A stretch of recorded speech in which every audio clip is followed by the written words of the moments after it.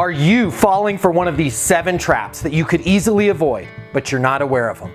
And they're sitting there slowly, silently, killing your leases. Well, I'm gonna show you them today so you can avoid them and get more leases.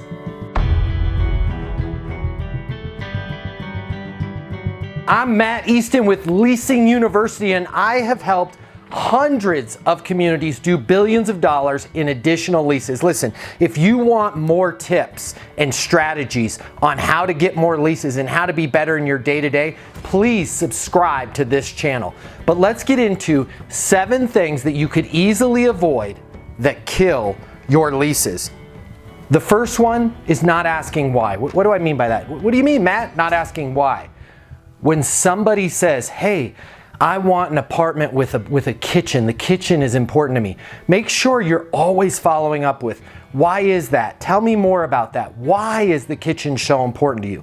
You will be amazed at how different their answers can be. Maybe the kitchen is a form of stress relief. When they get home from work, they like to chop their stuff up, they like to do their cooking, and it's a form of stress relief. Maybe they're a parent and the kitchen is where the kids do their homework while mom or dad is cooking, and that's where everybody gets together. When you can understand the why, you'll understand what's important to that renter and you'll be able to close that lease. So many leasing agents just go, oh, they want a kitchen, or they want a view, or they want to be on a higher floor, and they don't ask why. So make sure that you ask why. All right, number 2, this is a no-brainer and it's really inexcusable. Not knowing your pricing and not knowing your availability.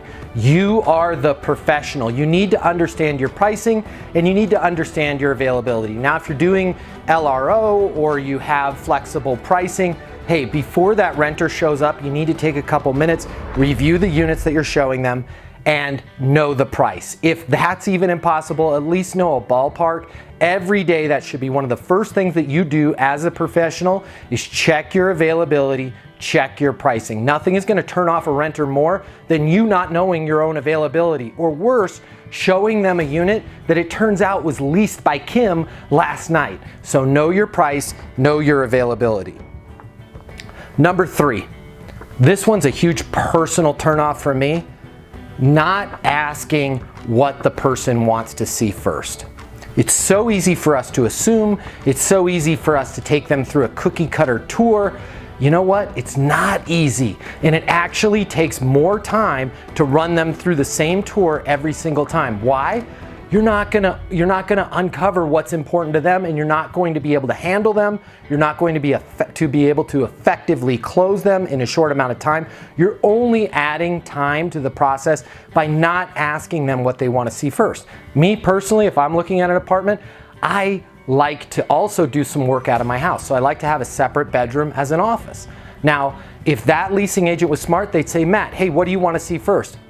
100% of the time, what I want to see first is the room that I'm going to be sitting in when I'm working from home. I want that view from my office. I want that office to feel good. Hey, walk me into the office. The deal's done. You know, maybe we'll cruise through the kitchen, maybe we'll cruise through the bedrooms, but this deal is make or break on the office. That's what I want to see first. Maybe somebody else wants to see the fitness center first, or the kitchen first, or the dog park because they got their French bulldog and they love it. Ask them what they want to see first, and then go back to number 1. Ask them why. Ask them why that's important to them.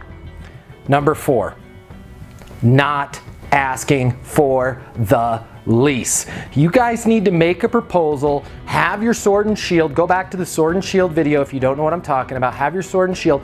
Be writing down constantly throughout that tour. Here's the unit, here's the square footage, anything that's important to them, the rent on that unit because you know your price and availability, and say, hey, we can shut this down right now, Matt. Let's get you home. Let's make an offer, make that proposal, ask them for the lease. Number 5, not looking them in the eyes. Wow, this is a great unit. I really like this kitchen. It's great. Yeah, we have a dog park. This is a fantastic unit. The reason why I love this unit so much is, Mike, you told me what's important to you is the kitchen. And by the way, we got Benji, your French bulldog. After we look at this kitchen, I want to walk you down to that dog park. You'll see where your Frenchie's going to be able to hang out and where Benji is going to be able to make some friends. Look them in the eye. It is the biggest turnoff in the world, not looking people in the eyes. And it goes into our lizard subconscious brain that says, this person's hiding something from me. This person's lying to me. This person's unconfident. This is probably not an apartment community that I want to live at. All right. Number 6, not delivering on your promises. Now you may say, hey, we deliver on our promises. We do great. We offer great. I'm talking about not only the big promises, but the little promises. If you have somebody there in the leasing office and they say, hey, I want some information on the school districts, and you say, Monica, I'm gonna look that up for you. I'm not sure on the name of the elementary school, but I know we're in a fantastic school district. I'm gonna look that up for you, and I'm gonna email you the name of the elementary school, and I'll send that to you within 30 minutes. If you get to 31 minutes, you've killed yourself. And I'm serious here. Follow up on your promises. Commit to your promises. Follow through with your promises. If you tell somebody, I'm gonna follow up with you, I'm gonna send you an email, I'm gonna call you after you look at that other community because I wanna get your feedback on that community. I'm gonna send you an email about this, that, and the other thing. Make sure you do what you say you're gonna do. When you say you're gonna do it, you will get more leases. If you don't follow up on these promises, you are going to kill your ability to get more leases. All right, the last one, not being authentic. Listen, it's a fine line here. I need you guys, especially those following the Leasing University system, I need you to be professional. I need you to be time efficient. I need you to follow all of the coaching tips and strategies that we talk about. But I don't want you to be a robot.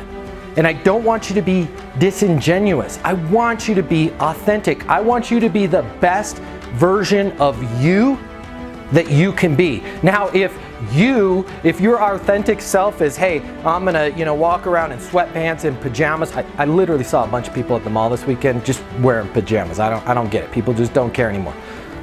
I digress. Be the best version of yourself. Wear your best clothes.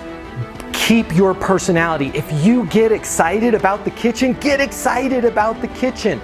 Be authentic. Find your jam. Find what makes you that great leasing agent. Don't go and copy somebody else and their shtick and their traits. Come up with your own authentic traits. Not being authentic, it's gonna kill your lease. All right, those are 7 things that if you don't do, they're silent killers. But if you do them, you're going to get more leases. I hope these really help. And again, please, if you're looking for more strategies, if you're looking for more tips, if you're looking to get motivated throughout your day, subscribe to the channel. Hit that subscribe button right below. Hit the subscribe button. And also over here, comments. If you guys could leave some comments, I promise you, I commit to each and every one of you that I will follow up on your comments. I will respond to your comments. As soon as I see them, I will try and respond to them. And by the way, number 6, following up on my promises. I'm making a promise right now, so let's see. You guys keep track and see if I follow up on your comments that you leave in the video below. Hey, until next time, be great and get those leases. The way people rent apartments has changed. Today's renter has access to more information. Today's renter has more choices. The apartment industry needs you. Studies have shown that moving is the most stressful life event. The old sales training, well, it just doesn't work today. I'd like to teach you how to take the stress out of leasing apartments in a way that's meaningful to you and your renters and get you 7 times more leases. I'll show you how the perfect leasing process works. I'm gonna walk you through everything from answering the phone to closing the lease. I'm gonna show you how to determine your prospects' wants and their needs so that you can build value in your apartments. You will learn how to handle any objection or complaint. I'm gonna show you how to connect with your renter so it's easy for them to rent with you. I've taught the best property management companies and thousands of people just like you how to lease apartments. Property management is complicated. I'll simplify it for you. There's more competition than ever before. I'm gonna show you how to be number 1. All of a sudden, your career, it's gonna make perfect sense. even if you've never worked in sales or property management before. And for the advanced property manager, I'm gonna show you how to take things to the next level. Leasing University is a new, simple, step-by-step process that's effective. We're gonna help you become a rock star in property management. I'm Matt Easton, and this is Leasing University.